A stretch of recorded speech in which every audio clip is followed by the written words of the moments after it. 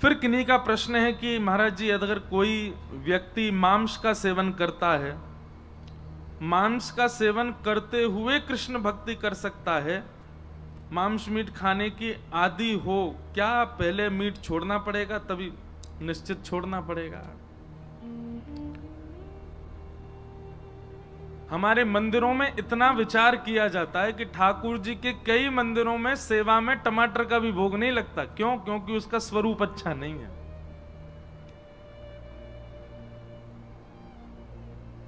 हमारे वल्लभ कुल संप्रदाय में सारे राग गाए जाते हैं, पर वल्लभ कुल में दरबारी राग नहीं गाया जाता। क्यों? क्योंकि दरबारी राग राजाओं के यहां गाया जाता था, दरबारों में गाया जाता है। इतना सूक्ष्म विचार करते हैं ठाकुर जी के प्रस्तुति में, सेवा में, भोग में, सामग्री में, सब चीज में इतना भाव रखा जाता है। तो फिर मानव शुद्ध क्यों ना हो?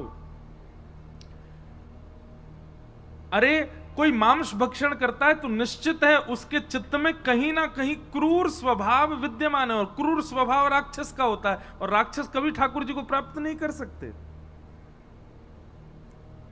और एक बात हमारी बहुत ध्यान से सुनिए, किसी को पाने के लिए कुछ त्यागना पड़ता है। प्रेम का यह स्वरूप है। सर्वगुण संपन्न होकर के और सारी व्यवस्थाओं में रह करके अगर आप किसी को पाना चाह रहे हो तो वो प्रेम नहीं है। प्रेम में तो कुछ ना कुछ त्याग किया जाता है, तभी मिलता है। मैं कथाओं में कहा करता हूं कि जब ब्याह होता है तो पति अपनी पत्नी के अनुसार कई त्याग करता है जीवन में, कि भाई उसको ये प्रिय नहीं तो मैं ऐसा ना करूं। पत्नी अपने पति के लिए त्याग करती है, और पति पत्नी एक दूसरे के लिए ना भी करें तो पति पत्नी अपने बच्चों के लिए त्याग करते हैं, बच्चे माता पिता के लिए त्याग करते हैं। मांस तो बहुत ऊंची कोटि की बात हो गई, यहां तो प्याज लहसुन तक का त्याग कर देते हैं। अरे हमारे यहां तो शास्त्रों में इतना भी वर्णन है कि ठाकुर जी को भोग लगाने के बाद जब आप पाओ और आपको तब अनुभव हो कि भाई सब्जी में तो नमक ही कम रह गया और दाल में तो मिर्च ज्यादा पड़ गई, तो उसके बाद यदि आप सुधार कर रहे हो तो भी अपराध माना जाएगा। ठाकुर जी ने जैसो पायो वैसे ही पाओ, उसको सुधारो नहीं। उसमें ऊपर से नमक नींबू, अब लोग चटपने के लिए सब करते हैं, पर ठाकुर जी को जैसी वस्तु धराई गई वैसी स्वीकार। और रही बात ये जो जिनका भी ये प्रश्न है, भगवान करे कि कम से कम ये ब्रजवासी तो नहीं हो जो ये मांस खा रहे हैं। नहीं, प्रश्न करने वाले तो ब्रजवासी लग रहे हैं, क्योंकि उन्होंने ऊपर ही लिखा महाराज जी श्री राधे श्री हरिवंश, तो वो तो अच्छे ही होंगे। पर जिनके लिए भी ये प्रश्न कर रहे हैं वो निश्चित है कि भगवान करे कि वो ब्रजवासी ना हो, क्योंकि ब्रजवासी होते हुए अगर मांस भक्षण कर रहे हैं तो ये तो बहुत बड़े दुर्भाग्य की बात है।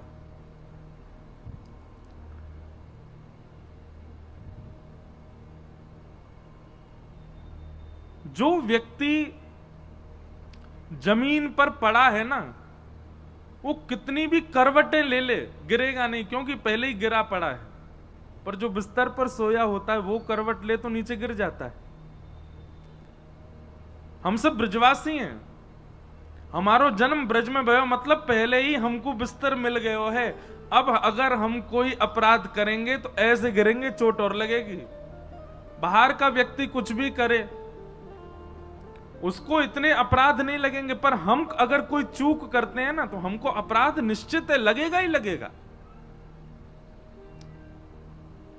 और तीसरी बात, मांस भक्षण करने वाला व्यक्ति निश्चित रूप से तामसी स्वभाव का होगा ही होगा। उसके बौद्धिक विचार, उसके मानसिक विचार, अरे जो इतना नहीं कर पा रहा कि मैं किसी जीव को नहीं खाऊं, जीव के प्रति दया का भाव नहीं, वो ठाकुर जी की सेवा कैसे कर सकता है? मांस भक्षण करने वाला व्यक्ति ठाकुर जी की आराधना केवल अपने सुख के लिए करता होगा, संपत्ति के लिए करता होगा, अपनी कोई चाह के लिए करता होगा। स्वच्छंद प्रेम लक्षणा भक्ति का स्वरूप मांस भक्षी जीव कर ही नहीं सकता। कितना सुख लग रहा है कूलर बंद हो गए तो, है? ऐसा लग रहा हो कि बंद ही रहे। आवाज कम, यहां वाले इनको तो चल लो अभी,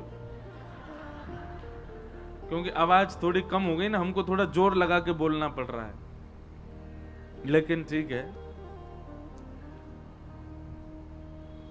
तो मांस भक्षण के बाद आप ठाकुर जी की सेवा आराधना नहीं कर सकते। अच्छा एक बात और है, हम ऐसा कहते हैं कथा में अगर लाइट चली जाए तो समझ जाओ कि ठाकुर जी आए हैं। क्यों? ठाकुर जी को तेज इतनो है कि ठाकुर जी के तेज को ये सहन नहीं कर पाए, हमारे बंद है गए। तो कहीं ना कहीं कुछ ना कुछ, ठाकुर जी नहीं तो कोई सखी आई होंगी, कोई वृंदावन के कोई आचार्य आए होंगे, कोई तो आए हैं, तभी ये जो फ्लक्चुएशन हो, कभी लाइट कट जाए, कभी कुछ हो जाए। तो हम तो कथा में यही मानते हैं कि ठाकुर जी कोई निधि आई कथा में। तो मांस भक्षण करने वाला व्यक्ति, और उसमें भी आपने कहा कृष्ण भक्ति तो बिल्कुल ही नहीं कर पाएगा। वो पूजा कर सकता है, भक्ति नहीं कर पाएगा। उसका स्वभाव, उसका स्वरूप, और ऐसी कैसी कृष्ण भक्ति कर रहा है कि कृष्ण भक्ति करने के बाद भी उसके चित्त से मांस सेवन की इच्छा ना नष्ट हो। अरे महाराज, कृष्ण भक्ति तो ऐसी है कि वो पहनना ओढ़ना भी छुड़वा देती है। कृष्ण भक्ति तो ऐसी है, रातों की नींद उड़ा देती है। कृष्ण भक्ति तो ऐसी है कि जीव के चटोरेपन, नेत्रों के दर्शन, कानों के सुंदर संगीत सुनने की इच्छा, ये सब धीरे धीरे सम होती चली जाती है। कृष्ण भक्ति हमारे जीवन में आई है, इसका प्रमाण क्या है? आप अंतर्मुखी होते चले जाओगे। बाहरी संसार की योजनाएं, बाहरी संसार की वस्तुओं में ज्यादा मन नहीं लगेगा आपका। मांस भक्षण तो राम राम राम, ये तो बहुत दूर की बात है। ये कैसे हो सकता है? इसलिए अगर कोई ऐसे व्यक्ति हैं जो मांस भक्षण करते हैं और ठाकुर जी की आराधना करना चाहते हैं, उनसे कहो सबसे पहले तो तामसी वस्तु का त्याग करें।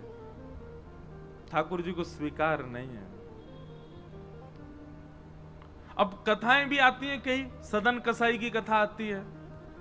एक भक्त की और मैं कथा सुनाया करता हूं, वो भी मांस भक्षी तो था, पर गुरु कृपा से, संत जनों की कृपा से, वैष्णवों की कृपा से कृष्ण मिल गए। पर जब कृष्ण मिले, जब भक्ति में आए तो सब छोड़ दिया, सब त्याग दिया।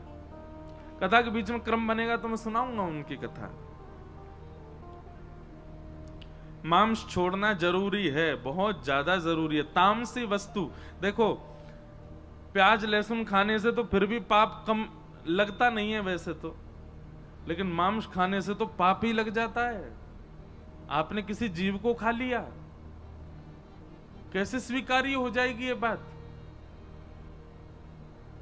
तो इसलिए कम से कम कृष्ण भक्ति का चित्त में यदि भावना उत्पन्न हो रही है कि हम कृष्ण भक्त बने, तो मांस तो त्यागना पड़ेगा, और धीरे धीरे तामसी हर वस्तु का त्याग करना पड़ेगा।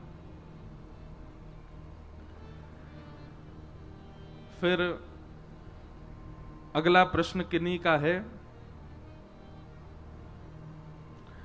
कल आपने कथा में कहा था कि भागवत जी का अशुद्ध उच्चारण ठाकुर जी को कष्ट देता है। तो हमको संस्कृत नहीं आती तो हम क्या भागवत जी नहीं पढ़ सकते? तत्श्रृण्वन प्रपठन विचारण परो भक्त्या विमुच्चेन नरः। बहुत ध्यान से सुनिएगा। जिनको संस्कृत का बोध नहीं है उनके लिए कथा में दो आज्ञा,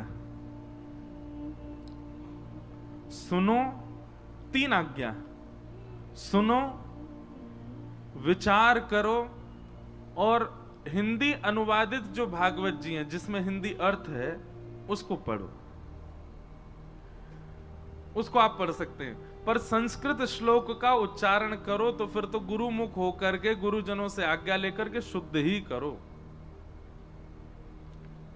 नहीं तो भागवत जी के पाठ से भी ज्यादा लाभदायी होती है भागवत जी का श्रवण, और श्रवण से भी ज्यादा लाभदायी होता है जो सुना उसका निरध्यासन, उसका विचार, उसका चिंतन। एक बात बताएं, आपने भोजन किया, तो भोजन के बाद में ऐसी शास्त्रों की आज्ञा है कि भोजनांते शतपदम गच्छेत। भोजन के बाद में 100 कदम तो कम से कम चलना चाहिए उस भोजन को पचाने के लिए। भोजन हम कितनी देर में कर लेते हैं? ज्यादा से ज्यादा 8 मिनट में हमारा भोजन संपन्न हो जाता है। 8 मिनट के भोजन के पश्चात 100 कदम चलने की आज्ञा करते हैं। 4 घंटे का आप लोग भोजन कर रहे हो, एक प्रकार से ज्ञान को ग्रहण कर रहे हो, तो इसके बाद में कितनी देर आपको पचाने के लिए चाहिए होना चाहिए? एक दिन की कथा 4 घंटा आपने ज्ञान ग्रहण किया, कम से कम उसका कम से कम नहीं तो 5 से 6 घंटे का चिंतन होना चाहिए। आज एक एक वाक्य जो भी व्यासपीठ से महाराज जी कह रहे थे उसका क्या अर्थ निकलेगा, उसका क्या भाव बनेगा, उसके पीछे उद्देश्य क्या है, उसका चिंतन करो। चिंतन यदि नहीं होगा ना तो आप जीवन में उतार नहीं पाओगे, सुनने तक सीमित रह जाएगी बात। तो इसलिए अगर आप पाठ नहीं कर सकते संस्कृत में तो कथा सुनो, कथा का चिंतन करो, और पाठ करने का बहुत ही मन है तो फिर हिंदी अनुवादित पढ़ो, लेकिन वो पाठ नहीं माना जाएगा, वो केवल और केवल सामान्य अध्ययन स्वाध्याय माना जाएगा। फिर आपने दूसरा प्रश्न किया कि आत्म राम जी ने भागवत का अध्ययन प्रथम स्कंद के बजाय दसम स्कंद से क्यों? आत्म राम जी नहीं है, वो आत्मदेव जी हैं। श्रीमद् भागवत के महात्म जो कथा आती है वो आत्मदेव जी, आत्मराम नहीं है। उन्होंने दसम स्कंद से पाठ प्रारंभ किया, दसम, एकादश, द्वादश, और फिर उसके बाद में पुनः 1 से प्रारंभ करके 10 तक, ऐसा उन्होंने पाठ किया, ऐसा भागवत जी में वर्णन है। क्यों किया? क्योंकि आत्मदेव जी का मन बहुत व्यथित था अपने पुत्र को लेकर के, और व्यथित हृदय की वजह से वो उस समय ऐसा कुछ चाह रहे थे जिससे कि उनके चित्त को परम शांति मिले, परम सुख की प्राप्ति हो। और श्रीमद् भागवत में परम शांत, परम सुख, परम आनंद प्रदायन तो तब होता है जब ठाकुर जी प्रकट होते हैं, और वो दसम स्कंद में होते हैं। तो इसलिए श्री आत्मदेव जी ने अपने हृदय को पहले शांत करने के लिए, क्योंकि अशांत हृदय को यदि ज्ञान प्रदान करोगे तो अशांत हृदय और ज्यादा व्यथित हो जाएगा, स्वीकार नहीं कर पाएगा। इसलिए आत्मदेव जी ने पहले नंदोत्सव की कथा को पढ़ा, कृष्ण लीला को सुना। कृष्ण लीला नंदोत्सव सुनकर के मन में प्रसन्नता उत्पन्न हो गई, आनंदता उत्पन्न हो गई। जब वे आनंद में भर गए तब दसम, एकादश, द्वादश, 3 स्कंद बाद के करके फिर प्रथम से लेकर के नवम तक का पाठ किया। इसलिए आत्मदेव जी ने पहले दसम स्कंद का पाठ किया। फिर आपका तीसरा प्रश्न है, महाराज जी अगर कथा में आने का बहुत मन हो तो क्या हम माता पिता से झूठ बोल करके या बिना बताए आ सकते हैं, क्योंकि वे आज्ञा नहीं देते?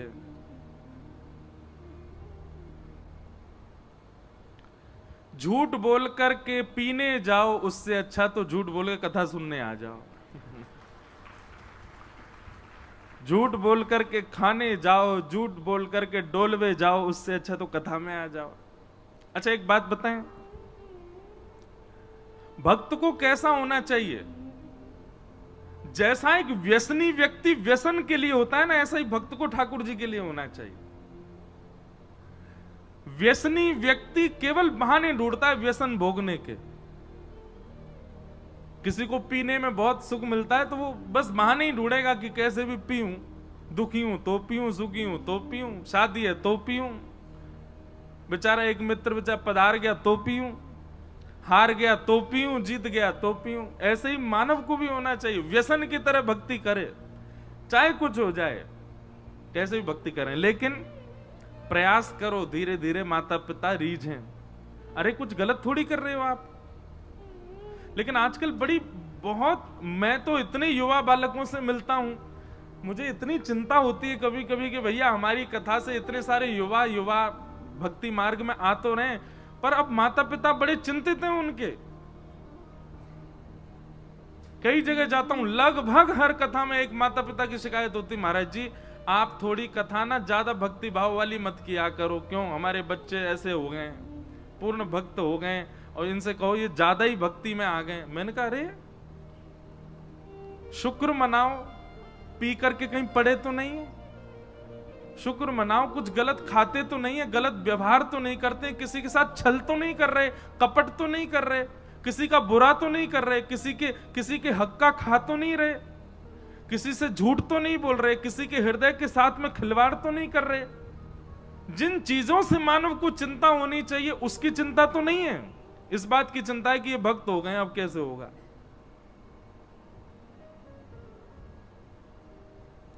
क्षमा कीजिएगा, अगर आपको इस बात की चिंता है, माता पिताओं को बोल रहे हैं, इस बात की चिंता है कि हमारा बालक भक्त हो गया, अब कैसे चलेगा,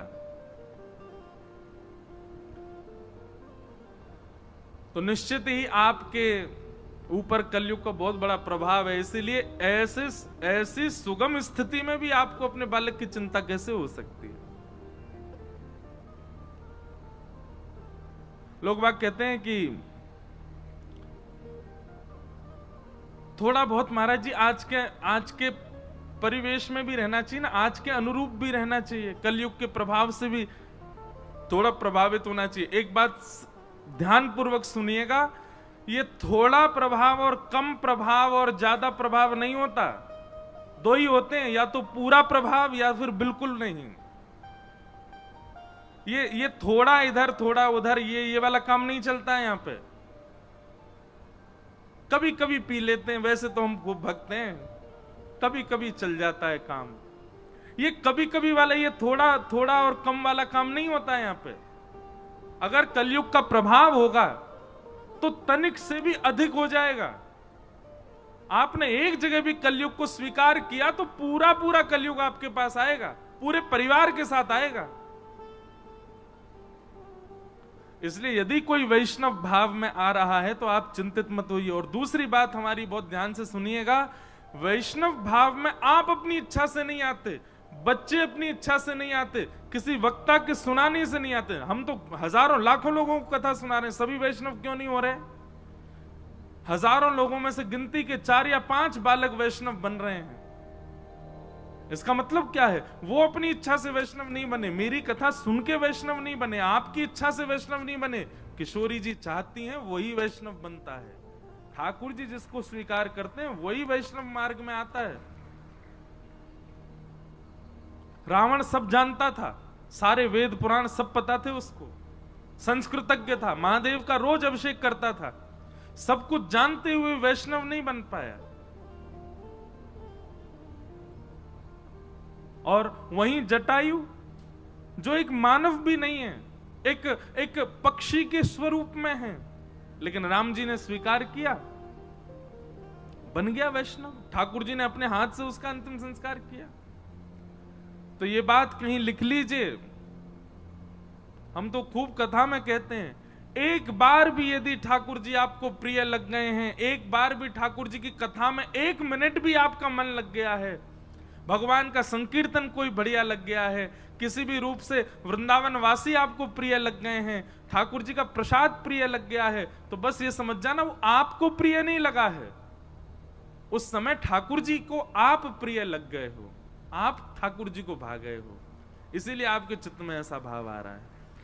तो भैया माता पिताओं से हमारी हाथ जोड़ के प्रार्थना, बच्चों की बिगड़े ना इसकी चिंता करो। हमारे बच्चे भक्त बन रहे हैं इसकी चिंता मत करो, कथा सुनने जा रहे हैं इसकी चिंता मत करो। हाँ, बच्चों से भी हमारी प्रार्थना कि कहीं एग्जाम से बचने के लिए कथा में आ रहे हो, अपनी पढ़ाई लिखाई कर्मों से बचने के लिए आ रहे हो, तो भैया नेक थोड़ा सा अपराध है, इसका कोई पाप नहीं लगेगा, लेकिन पहले अपना वो क्रिया जो है उसको पहले पूरी कर लो। तो माता पिता से झूठ बोल के कथा में आ सकते हैं, कोई दिक्कत नहीं, पर प्रयास करना कि धीरे धीरे वो मान जाएं। फिर एक महाराज जी आपसे छोटी सी विनती कि श्री यमुना जी के विषय में थोड़ा वर्णन करें कथा में। निश्चित करेंगे, यमुना जी का जब भाव आएगा तो फिर यमुना जी के बारे में खूब सुंदर व्याख्या करने का प्रयास करेंगे, जो जो हमारे आचार्य चरणों ने वर्णन की है। फिर किन्हीं का प्रश्न है कि भगवान ने अर्जुन को ही अपना सखा क्यों चुना, युधिष्ठिर धर्मराज हैं, भीष्म पितामह ज्ञानी हैं, सूरवीर थे, नकुल सहदेव और बाकी भीम भी सब योग्य थे, पर अर्जुन को ही क्यों चुना? आज बताएंगे कथा में, आज महाभारत का प्रसंग आएगा कथा में, तब इस बात को हम सुनाएंगे कि भगवान ने अर्जुन को ही क्यों स्वीकार किया। अच्छा, एक बात और है कि अर्जुन से भी श्रेष्ठ एक और मित्र है भगवान का, उसका नाम क्या है? उद्धव। अर्जुन के बारे में पूरी दुनिया जानती है कि अर्जुन भगवान का प्रिय मित्र है, पर अर्जुन से भी अति प्रिय ठाकुर जी को उद्धव है। इस विषय में हम आज महाभारत का थोड़ा प्रसंग आएगा, तब चर्चा करेंगे। बोलो वृंदावन बिहारी लाल की जय। कल हम आप सब लोगों ने श्रवण किया कि किस प्रकार सौनक आदि ऋषियों के प्रश्नों के उत्तर में भगवान सूत जी कथा सुना रहे हैं, और सूत जी कथा सुनाते हुए भगवान के अवतारों का वर्णन करते हैं। अवतारों के वर्णन के पश्चात सूत जी ने भागवत जी की रचना कैसे हुई इस विषय को बताया। बहुत ध्यानपूर्वक सुनिएगा सब लोग।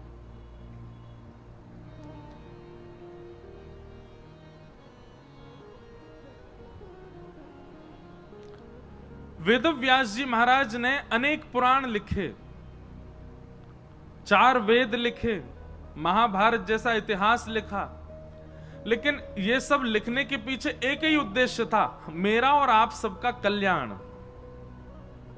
लेकिन इतना लिखने के बाद भी वेद व्यास जी के चित्त को प्रसन्नता नहीं थी कि मैंने जो लिखा है वो उचित है। तब वेद व्यास जी महाराज विचार करने लगे, मैं क्या लिखूं, ऐसा क्या वर्णन करूं जिससे मेरे मन में ऐसी भावना आए कि हां, इससे मानव कल्याण होगा।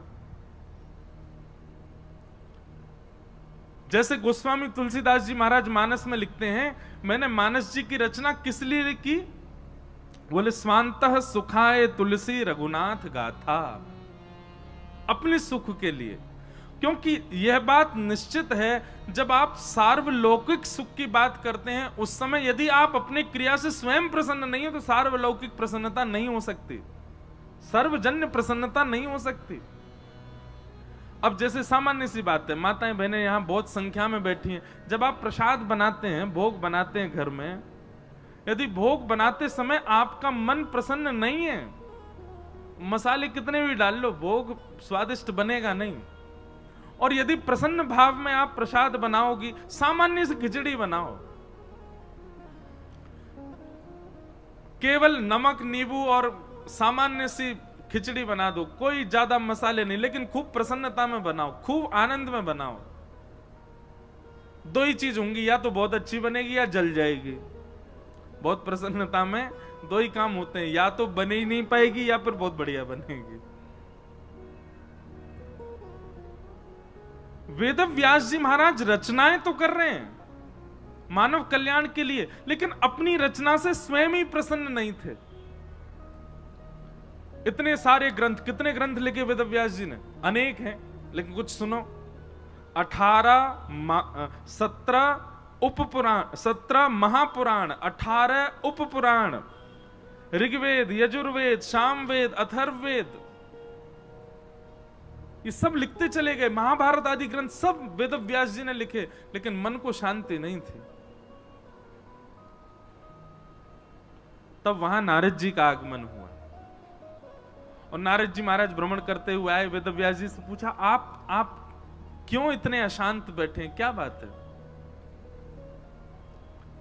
तब नारद जी को बताया, देखो कितनी पोथी लिख दी मैंने, मेरा मन शांति ही नहीं हो रहा।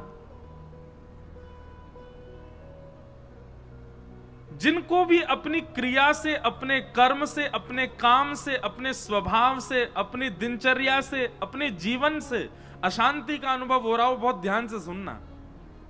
नारद जी सूत्र बता रहे हैं। इतना सब कुछ लिख दिया फिर भी मेरा मन अशांत है। नारद जी महाराज बोले, क्षमा करना व्यास जी, आप बहुत विद्वान हैं, आपने जितने भी ग्रंथ लिखे उन ग्रंथों में सब कुछ वर्णन किया है, पर एक चीज की कमी है। क्या? बोले जैसे हलवाई बढ़िया कोई लड्डू बनावे, कोई खीर बनावे, दूध डाल दे, चावल डाल दे, उसमें केसर डाल दे, थोड़ी पीस करके इलायची डाल दे और सुगंधी के लिए गुलाब जल डाल दे, सब कुछ मिला दे, लेकिन शक्कर ना डाले तो मिठाई का कितना भी रूप सुंदर बना हो, नवरत्न डाल दिए हो, लेकिन शक्कर ना डाले तो वो मिठाई किस काम की। ऐसे ही सब्जी बन जाए लेकिन नमक ना डालें तो लवण विना बहु व्यंजन जैसे, भक्तिहीन नर सोहि कैसे। बिना नमक के सब्जी का स्वाद नहीं होता, बिना शक्कर के मिठाई का स्वाद नहीं होता, वो मिठाई कहलाएगी नहीं फिर। ठीक वैसे ही वेद व्यास जी, आपने जितने भी ग्रंथ लिखे हैं ना, सब में ज्ञान है, वैराग्य है, सब कूट कूट करके भरा है, पर एक वस्तु नहीं है। क्या? प्रेम। आपने प्रेम का वर्णन नहीं किया, क्योंकि आपके ग्रंथों को जब हम पढ़ते, बहुत ध्यान से सुनिएगा सब लोग, इधर देखो, नारद जी महाराज कह रहे हैं आपके ग्रंथों को पढ़ने के बाद, आपके द्वारा लिखे गए भावों को सुनने के बाद भगवान के प्रति श्रद्धा होती है, भगवान के प्रति विश्वास होता है, भगवान की पूजा का मन होता है, आराधना का मन होता है, व्रत का मन होता है, पर आपके किसी भी ग्रंथ को पढ़ने के बाद ठाकुर जी से प्रेम नहीं होता। वो भगवान लगते हैं, वो परमात्मा लगते हैं, वो अपने नहीं लगते किसी भी ग्रंथ को देखने के बाद में, इसलिए प्रेम को प्रकट नहीं किया, आपका मन इसीलिए अशांत है। व्यास जी, यदि आप चाहते हैं कि आपके चित्त को शांति मिले, ठौर मिले, तो ऐसी कोई रचना करो जिसको सुनने के बाद, जिसको पढ़ने के बाद, जिसके अध्ययन के बाद सुनने पढ़ने वाला व्यक्ति, बोलने वाला व्यक्ति भगवान को भगवान ना मान करके, परमात्मा को परमात्मा ना मान करके अपना कोई माने, ये मेरे हैं, उनके प्रति प्रेम प्रकट करे। चार पुरुषार्थ होते हैं, धर्म, अर्थ, काम और मोक्ष।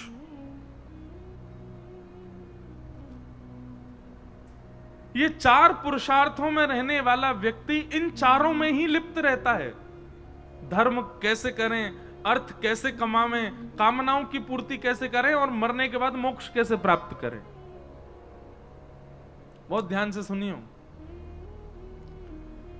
परंतु वेद व्यास जी पंचम पुरुषार्थ का नाम है प्रेम। और जब व्यक्ति पंचम पुरुषार्थ के अधीन हो जाता है ना, तो ये चारों पुरुषार्थ उसके समाप्त हो जाते हैं, चारों पुरुषार्थ उसके वहीं विश्राम ले लेते हैं। प्रेम का आदि हो गया, फिर उसको किसी और वस्तु की चिंता नहीं है।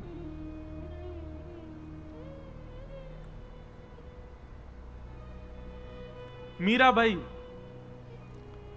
प्रेम की अधिकारी हो गई, और जब प्रेम के मार्ग में इतनी आगे बढ़ गई, तो उनके लिए फिर कोई नियम नहीं, उनके लिए कोई धर्म नहीं, उनके लिए कोई शास्त्र नहीं, उनके लिए किसी भी प्रकार का कोई आज्ञा नहीं थी, वो सब चीज से परे हो गई। अब देखा जाए तो माता पिता को छोड़ करके रहना, विवाह होने के बाद भी ससुराल से परे रहना, ये सब शास्त्र विरुद्ध है। लेकिन मीराबाई की प्रेम की स्थिति इतनी ऊंची पहुंच चुकी है कि अब उनके लिए कोई नियम नहीं है।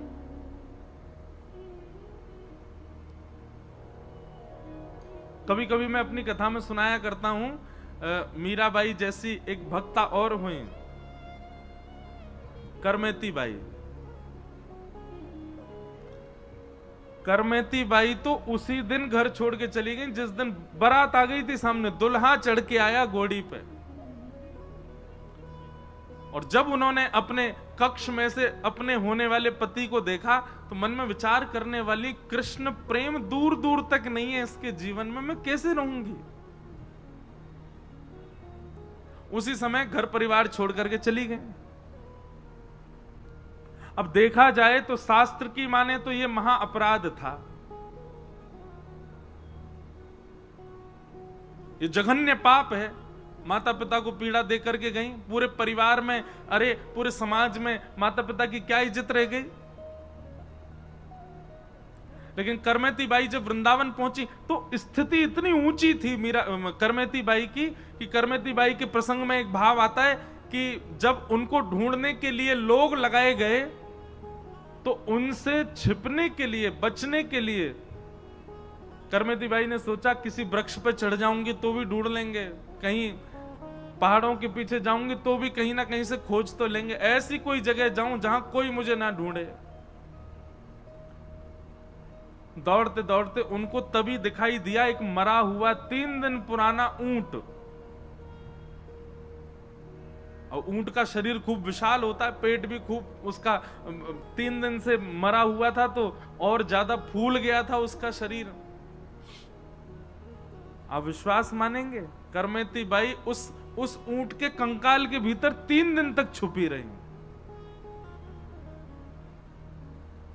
और जब करमेती बाई वृंदावन आई ना, तो वृंदावन में जब उनकी थोड़ी ख्याति सी हो गई कि बहुत बड़ी भक्त हैं, तो संतों ने जाकर के करमेती बाई से पूछा, हमने सुना कि आप ऊंट के भीतर छुपके रही थी। बोले हाँ। आपको दुर्गंध नहीं आई? अरे कोई जीव छोटा सा भी मर जाए, उसकी दुर्गंध के कारण उस मार्ग से नहीं निकला जा सकता। आप एक मरे हुए ऊंट के भीतर 3 दिन तक कैसे रही? आपको दुर्गंध नहीं आई?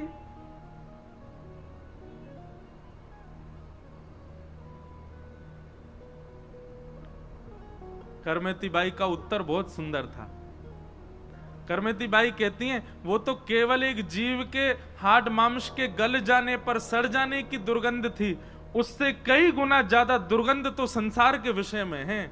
जिस दिन संसार के विषय में दुर्गंध आने लग गई ना, उस दिन ये सामान्य से दुर्गंध नहीं लगेंगी।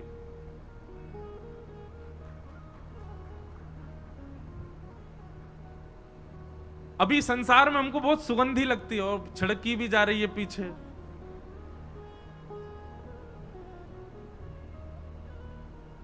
संसार के विषय बहुत अच्छे लगते हैं। पहले शादी बढ़िया लगती है, करनी है। पत्नी बढ़िया लगती है, पहले महाराज ब्याह से पहले ऐसी लगे लक्ष्मी, और पति ऐसा लगे साक्षात नारायण। मेरी हुई नहीं है, आप सबको ज्यादा पता होगा, मैं तो केवल देख देख करके बता रहा हूं। लेकिन ब्याह हो जावे के बाद मैं कभी कभी बहुत एज्यूम करता हूं कि अब ये पहले तो भाई एक दूसरे को देखवे के काजे दिन रात को भी भान नहीं कर रहे हैं, रात में ही भागे जा रहे हैं, कभी भी मिल रहे हैं, बस एक झलक दिख जाए महाराज। जैसे भक्त तड़पे ठाकुर जी को देखवे को, ऐसे प्रियतम तड़पे अपनी प्रियतमा को देखवे को। लेकिन 2 साल बाद 3 साल बाद हो क्या जाता है, फिर वही लक्ष्मी जो थी वही पूतना जैसी दिखने लगे। वाकू नहीं, वो नहीं दिखती है, वो पति को ज्यादा सुहाती नहीं, फिर और पत्नी को भी पति ज्यादा सुहाता नहीं, वो भी उसको समझ। क्यों? प्रारंभ में संसार की हर विषय वस्तु अच्छी लगती है। बालक हो जाए, बालक हो जाए, बालक हो जाए, एक संतान हो जाए, महाराज दर दर भटकते हैं लोग जिनके संतान नहीं है। और वही संतान आकर के जब नाक में दम कर देती है, फिर दर दर ढूंढते हैं कि ये सुधर जाए कैसे भी, इसकी बुद्धि सुधरे, इसका स्वभाव। महाराज जी का आशीर्वाद ले, गुरु जी का आशीर्वाद, गुरु जी इसको कुछ बताओ, ये बिल्कुल नहीं मानता, हमारी ऐसा हो गया। काय को रो रहे थे पहले कि हो जाए। संसार की हर विषय वस्तु, अच्छा चलो ये तो रहे संबंधों की बात। रसगुल्ला बढ़िया लगता है, राजभोग बढ़िया लगता है, रबड़ी बढ़िया लगती है, सब मात्रा में बढ़िया लगते हैं। उस मात्रा से अधिक सेवन करते ही उस वस्तु को देख भी लिया ना तो वमन हो जाएगा। संसार की हर वस्तु एक समय तक की बढ़िया लगती है, तो इसका मतलब क्या है? वो वस्तु बढ़िया नहीं थी।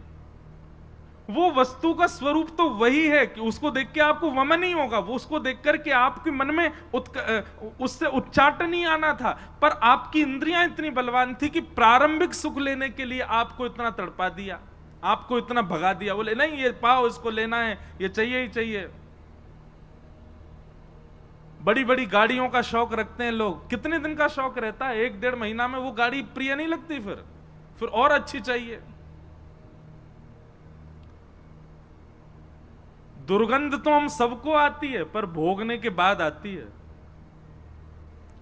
पर वैष्णव भक्त जब संत आश्रित हो जाते हैं, भगवत आश्रित हो जाते हैं, उनको दुर्गंध का अनुभव पहले ही हो जाता है कि इसमें अभी बाह्य सुख लग रहा है, लेकिन कुछ दिन बाद यह हमको सुख नहीं देगी।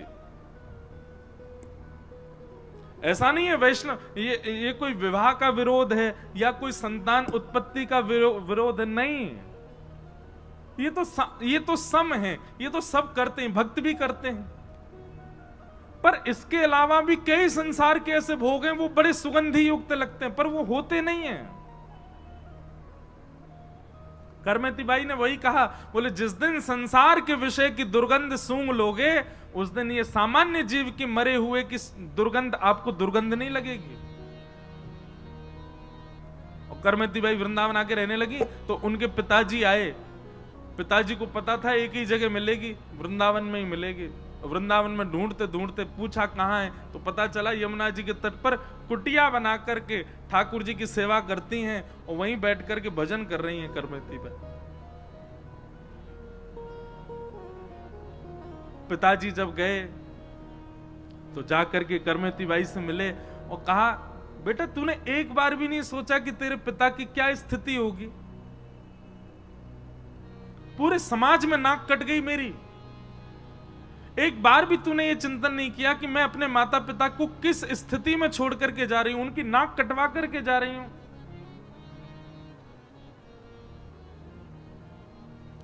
करमेती बाई कहती हैं, पिताजी क्षमा करना, आपको मेरी बात बुरी लग सकती है, पर मैं सत्य ही कहूंगी। नाक उनकी कटती है जिनकी होती है, और नाक उन्हीं की होती है जो कृष्ण भक्ति में आश्रित होते हैं। संसार में आए, 10 इंद्रियां प्राप्त कर ली, मानव तन प्राप्त कर लिया, और उसके बाद भी कृष्ण भक्ति में अग्रसित होकर के उनकी प्राप्ति नहीं करी, तो मानेंगे कि हमारी नाक कट गई। पृथ्वी पर आए, मानव बन गए, बोलने के लिए स्वर मिला, देखने के लिए आंख मिली, सुनने के लिए कान मिले, करताल बजाने के लिए हाथ मिले, प्रदक्षिणा के लिए पैर मिले, फिर भी इतनी सब व्यवस्थाओं के बाद भी कृष्ण नहीं मिले, तब समझेंगे कि हमारी नाक कटी। इस संसार में फंसने से और संसार से निवृत्त होने से कौन सी नाक बचती है और कौन सी नाक कटती है पिताजी? तब उनके पिताजी को लगा कि ये स्थिति सामान्य नहीं है, करमेती बाई की ऊंची स्थिति है। तो भैया जब प्रेम की स्थिति आती है ना, क्षमा करना, कोई आजकल का व्यक्ति इस कथा को सुनकर के ये कदम ना उठा ले। हमको बहुत सोच समझ के बोलना पड़ता है। बोलेगा महाराज जी ने करमेती बाई की बात, हम भी ऐसे ही करेंगे। ब्याह फाइनल कर लो, सब फाइनल कर लो, ज्यादा ना ब्याह हुआ, इतना पर्चा में लगे इंद्रेश जी कथा में सुना था, तो अब हम छोड़ छाड़ के जा रहे हैं। ऐसा मत कर देना। ये बात इसलिए बताई गई है कि करमेती की स्थिति, मीराबाई की स्थिति तो देखो वो किस लेवल पर है। उस स्थिति में हम अभी नहीं आ सकते। और मुझे ऐसा लगता है हम चाहे कितनी कथा कर लें, 3-3 महीना घर नहीं आते हम लौट के। अभी भी कथा के बहाने से घर आए हैं, नहीं तो कथा के अलावा तो घर रहना ही नहीं हो पाता है। इतनी कथाएं कर रहे हैं, पर इसके बावजूद भी व्यास मंच पर बैठ करके कह रहे हैं कि मीराबाई जैसी, सूरदास जैसी, तुलसीदास जैसी, करमेती बाई जैसी स्थिति अब होना असंभव है, नहीं हो सकती। हम केवल कथा सुन लें और अपने जीवन में थोड़ा थोड़ा उतार लें, थोड़ा ही थोड़ा उतार लें, इतना ही हम कर सकते हैं। इससे ज्यादा नहीं हो पाएगा हमसे। कलयुग अपनी चरम स्थिति पर आ चुका है अब, लेकिन फिर भी बहुत बढ़िया समय में है हम लोग। हमारे आने वाली पीढ़ी वो तो और भी खतरनाक समय देखने वाली है। हमारा और हमारी एज ग्रुप के लोगों का बुढ़ापा बहुत खतरनाक होगा, क्योंकि बच्चे और आजकल की जो जनरेशन है वो इतनी ज्यादा विचित्र होने वाली है आगे चल करके। जो अभी वयोवृद्ध यहां बैठे हैं, बहुत बढ़िया जीवन देख करके जा रहे हैं, जाना तो सबको ही है, पर हमारा कभी कभी लगता है वृद्धावस्था बहुत खतरनाक जाने वाली है। समय बहुत व्यथित करने वाला है। तो प्रेमी जब व्यक्ति हो जाता है तो उसके लिए कोई नियम नहीं होते। प्रेमी जब व्यक्ति हो जाता है तो उसके लिए कोई शास्त्र सम्मत बात नहीं होती, वो शास्त्रों से परे की स्थिति में हो जाता है।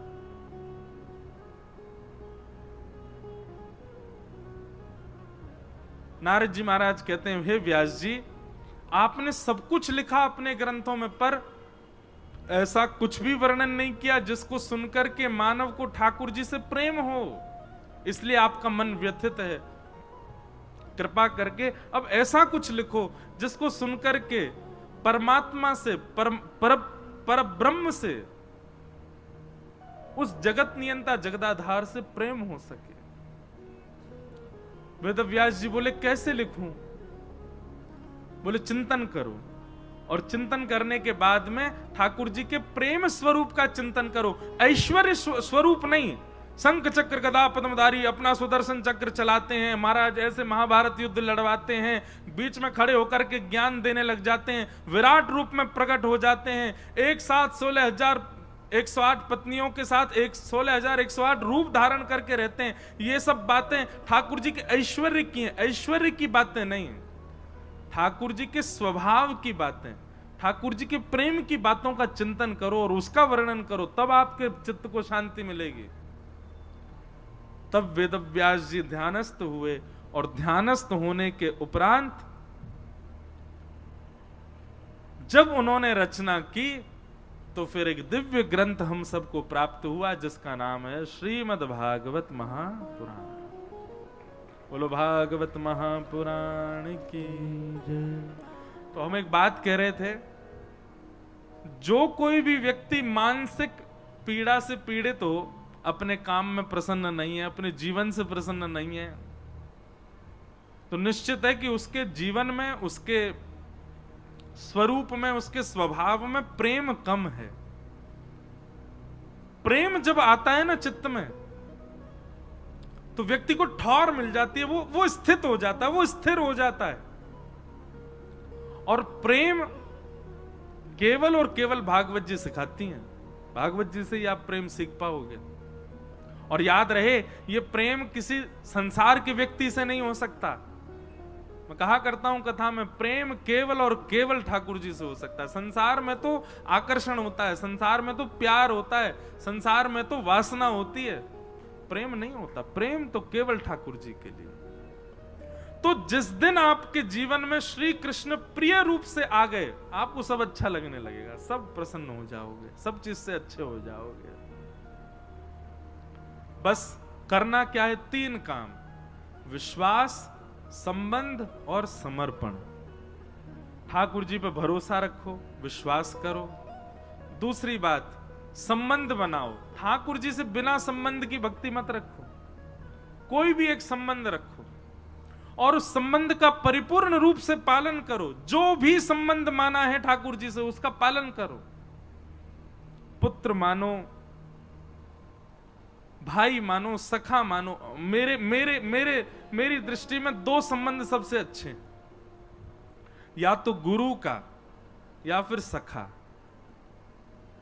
व्यक्ति को संवारने और बिगाड़ने के ये दो ही मार्ग होते हैं। गुरु संवारता है और सखा संवारता भी है, सखा बिगाड़ता भी है। अच्छा सखा होगा तो संवारेगा, और बुरा सखा होगा तो बिगाड़ भी देगा। लेकिन सखा और गुरु के रूप में यदि ठाकुर जी हैं, तो निश्चित है कि आपका संबंध सुदृढ़ होगा, ठाकुर जी संभाल लेंगे। इसलिए आज ही विश्वास, संबंध और समर्पण, इन 3 कामों को करो। ठाकुर जी विश्वास करो, दूसरी बात संबंध बनाओ, और तीसरी बात समर्पण, समर्पित हो जाओ।